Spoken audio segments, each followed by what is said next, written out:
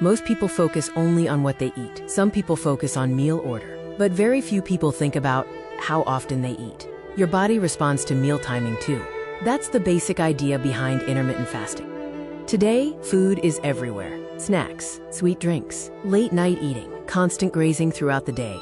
For many people, the body rarely gets a true break from digestion. And that's where intermittent fasting enters the conversation. Intermittent fasting is primarily about timing, not a specific diet. It creates longer periods without food, allowing your body to switch from storing energy to burning stored body fat and sugar. Every time you eat, your body has to process energy, and every meal or snack creates a response inside the body.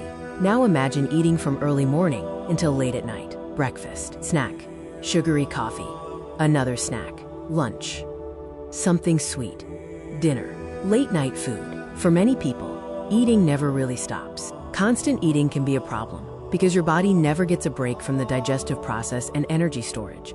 Intermittent fasting creates a longer break between meals. And for some people, that structure helps reduce mindless snacking and constant eating. That's one reason many people say they feel more in control of hunger once they stop eating all day long. Now let's clear up something important. Intermittent fasting does not mean you need extreme fasting schedules. A lot of people online jump straight into 1 meal a day, 20-hour fasts, or aggressive restriction. And for beginners, that usually becomes difficult to maintain.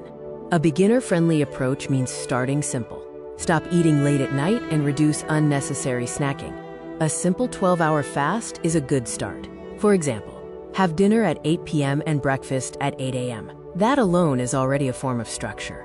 And for many people, it's far more realistic than extreme fasting methods. Remember, meal timing is only one part of the picture. Food quality still matters. Protein, fiber, and whole foods are important, and balanced meals work with fasting.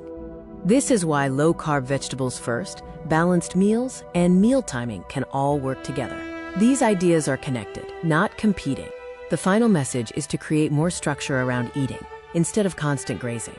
Because sometimes the first step toward feeling better is giving your body a little more time between meals.